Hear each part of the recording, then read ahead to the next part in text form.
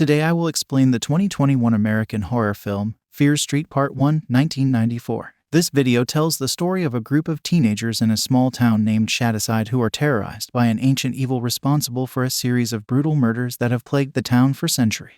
After a series of brutal slayings, a teenage girl and her friends take on a witch that's plagued their notorious town for centuries. Will they survive? Will the killings end? Or will they just be the newest victims of the merciless killers? Let's find out in Fear Street Part 1199. Don't forget to like and subscribe. Spoiler alert. The film begins in a small town named Shadyside in 1994. Heather Watkins, a bookstore employee at Shadyside Mall, prepares to close for the day as it is already late. She needs a ride home and decides to ask her colleague and friend Ryan Torres for a ride home. As Heather searches for Ryan, the atmosphere becomes eerie, as if something evil is about to happen. Heather becomes worried and calls out his name. Suddenly, Ryan appears out of nowhere, startling and spooking her out. They laugh it off, and she tells him she doesn't want to go home alone. He accepts. As Ryan is about to leave, a strange voice whispers his name as if trying to possess him. Ryan thinks Heather called his name, but she denies this, teasing him. When Heather is arranging some books on the shelves, an unknown person walks around the store, scaring her. Heather thinks it is Ryan, but the unknown person wears a skull mask. The masked person chases her around the store. Heather calls for help, but it seems she is the only one left in the store. She phones the police, but the killer comes for her before she can report the situation. Heather manages to defend herself and hits the killer with an object. She gets away and starts to run toward the entrance. Unfortunately, the killer catches up to her and stabs her brutally as she begs for her life. With the knife impaled deep in her chest, the killer is revealed to be Ryan. Ryan murders her and several other mall employees. In her final moments, Sheriff Nick Good arrives and shoots Ryan in the head, killing him. The morning after, the media reports the massacre as the norm for Shadyside, which they dubbed the murder capital of the United States. Unlike the neighboring town of Sunnyvale, Shadyside is mainly known for violence and crime. Sunnyvale is considered one of the richest and safest towns in the country. In the meantime, a teenage girl named Dina Johnson writes a breakup letter to her closeted ex-girlfriend, Samantha Fraser, who had recently moved to Sunnyvale. Josh, her brother, spends his time researching the town's history and chatting with his online friend about the history of murders and violence in Shadyside. They believe a witch named Sarah Fear placed a curse on the town before being executed for witchcraft in 1666. Many of the Shadyside teenagers believe in the Fear Witch, except Dina. Dina interrupts Josh's session as they have to go to school. At the Shadyside High School, the students don't seem rattled by the death of another Shadyside. They do their everyday activities and even joke with the Fear Witch. In the meantime, Dina's friends Simon and Kate talk Dina into rejoining the school band ahead of a trip to Sunnyvale High School. They bring her Sam's stuff and even offer to give her drugs to help her get over Sam. Dina is surprised to hear that Simon and Kate are still selling drugs in hopes of eventually leaving the town. She reluctantly agrees to rejoin the school band. Soon after, the road trip to Sunnyvale begins. Hours later, the Shadysiders arrive at Sunnyvale, where Sheriff Nick Good and Sunnyvale's principal address the students at a vigil for the victims of the mall killings. Dina watches Sam groped by her boyfriend, Peter, a Sunnyvale student. She becomes uncomfortable and leaves. When she is alone, Sam finds her, and they argue. Dina is annoyed that Sam left Shadyside for Sunnyvale because of shame. However, Sam argues that her parents split up, and she moved to Sunnyvale with her mother for greener pastures and a brighter future. Dina gives her the box containing her things and ends things for good. In the meantime, when a Sunnyvale student makes derogatory remarks about Shadyside, a brawl between the students of Shadyside and Sunnyvale breaks out. On the bus home, Kate and Simon rile up their schoolmates about getting revenge against the Sunnyvale student.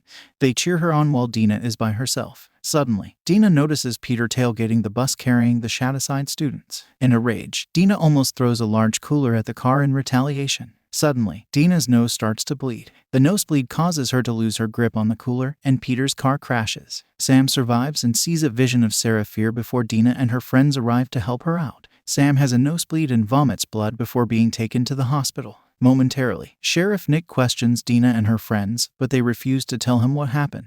Peter and the Sunnyvalers also refuse to say anything about the accident. To avoid suspicions from the sheriff, Peter pretends to hug Dina and threatens to get revenge. The next day, Dina sleeps in throughout the day until Josh interrupts. He informs her their father is annoyed about Dina's involvement in the previous night's accident. Dina phones Sam's house and asks to speak to her, but her mother tells her to stay away from Sam and never contact her again. That night, Dina and her friends begin to be stalked by someone they initially believed to be Peter and his friends. The stalker wears the same skull mask as Ryan and breaks into Kate's house. He carves out a piece of Simon's bloodstained shirt. Kate drops off her sisters at her neighbor's and retreats to Dina.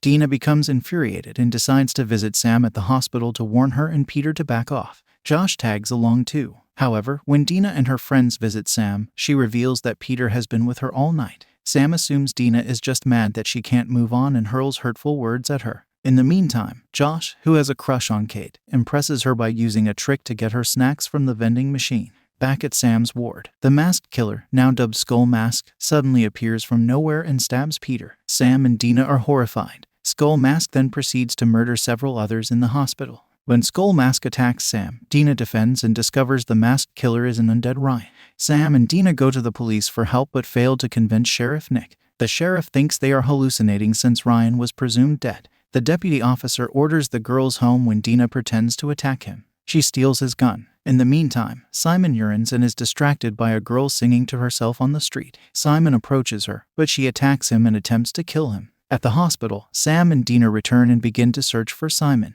Fortunately, they arrive in time to stop Simon from being killed. Dina shoots the mysterious girl, and they hurry off in the ambulance. While the group are at Dina's house, Josh's knowledge of the town's history pays off as he identifies Simon's attacker as Ruby Lane, one of Shadowside's past killers from 1965. According to Josh, Ruby Lane killed her boyfriend and friends while singing. As they continue to investigate and trace the history of Shadowside killers to the first victim, the group wonders why many are after them. Sam continues to cough out and vomit blood. Dina joins her in the kitchen, offering her a sweatshirt she liked while they were a couple. Sam and Dina start to bond, and Sam confesses that she is ashamed of being a Shadowsider and is worried that she would be doomed if she remained in the town. Dina forgives her. Momentarily, the group then decides to return to the crash site. They realize that the car accident disturbed Sarah Fear's grave, and Sam bled on her bones, resurrecting several Shadowside killers. Josh deduces that Fear's curse is the reason for Shadowside's history of killings which began following her execution. Josh believes Fear is possessing Shadowsiders and turning them into murderers to punish the town. The group then attempt to offer her a proper reburial in hopes that she will stop haunting them. While they rearrange her corpse, Sam sees another vision of Fear and starts to bleed from her nose again. However, they are attacked by the Camp Nightwing killer, another of Shadowside's past killers. The group hurry off again, narrowly escaping death. On the way, the group suddenly realize that the killers only want Sam and are attracted to her blood since she was the one who disturbed Fear's grave. They also realize that Skull Mask carved out a piece of Simon's bloodstained shirt because it had Sam's blood on it. They then set a trap at school to destroy the killers by burning them. This way, they can put an end to being haunted by the witch. In the meantime, Sheriff Nick discovers Ruby Lane's bloodied necklace at the scene where Simon was attacked. Josh suggests that everyone washes up and clean up all traces of Sam's blood so they won't be attacked.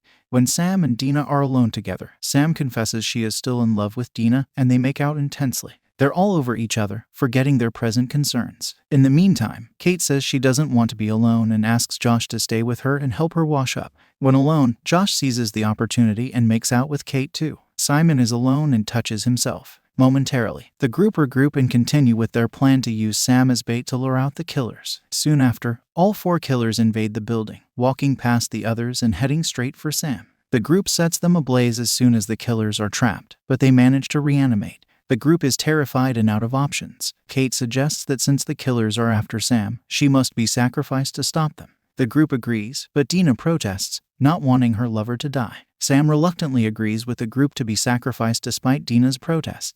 While Sam awaits certain death from the killers, Josh discovers an article about C. Berman, a survivor of the Camp Nightwing massacre in 1978.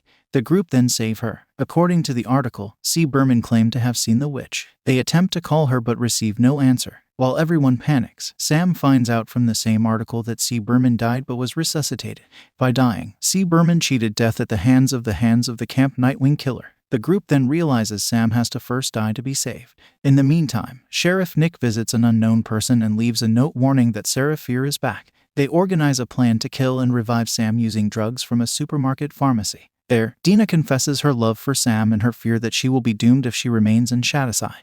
However, she believes she has a second chance with Sam and wants to do right. The group makes Sam ingest fatal doses of selected drugs, intending to revive her afterwards. Kate, Simon, and Josh then attempt to fend off the Shadowside killers. Kate kisses Josh, hoping to reunite after successfully killing the undead Shadowside killers. Moments later, killers storm the pharmacy. Kate is pursued by Skull Mask after she saves the dying Sam and Dina from being attacked.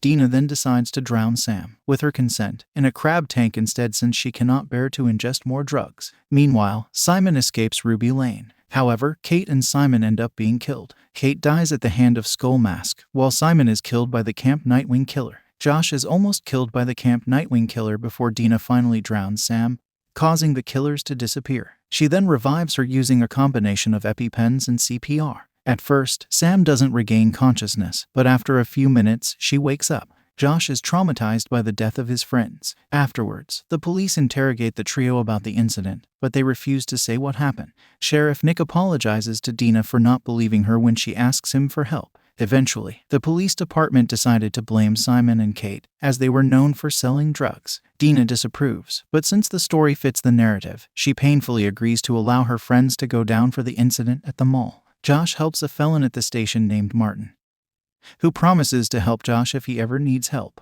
Despite Sam's mother's objection, Sam and Dina reconcile and publicly come out as a couple. Later that night, at Dina's house, the couple spend time together while Josh returns to texting his online friend. The online friend doesn't think the incident at the mall is related to Sarah Fear and calls Kate and Simon junkies. Josh defends them and explains that Fear was behind the incident still. In the meantime, Dina receives a call from C. Berman, who tells her that there is no escaping the witch and that she will keep coming back. Elsewhere, in a tombstone, Sam's name is engraved on the walls along with the names of every other Shadowside killer. Suddenly, Sam, now possessed, appears behind Dina and attacks her. The possessed Sam stabs her fatally, but Dina manages to subdue her. Meanwhile, Josh is distracted by loud music and doesn't notice Dina enter his room. Dina taps him with her bloodied hands. Josh deduces that something terrible has happened, and Dina takes him to Sam, whom she has tied up. The possessed Sam struggles to free herself, but Dina remains convinced she can save her lover, despite the witch's hold on her. The film ends.